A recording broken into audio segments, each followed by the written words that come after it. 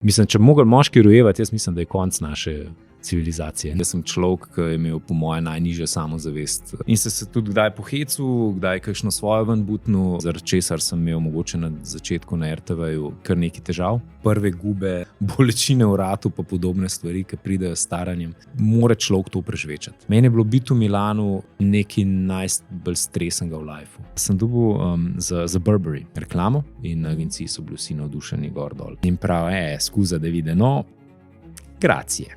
In spet kaj gracije.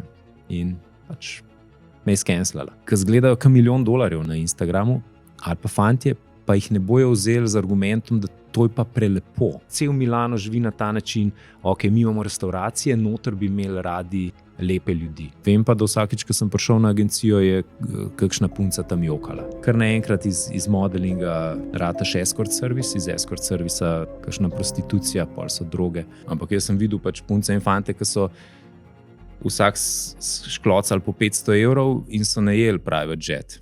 In vsak je imel svojo fotko, svoj reel, svoje storije, kot da je samo njegov private jet. Ko sem prerezal popkovino, to se je spletla ena taka vez. Jaz sem bil pri obeh porodih zraven. Jaz sem se počutil tako nemočnega, kot nikoli.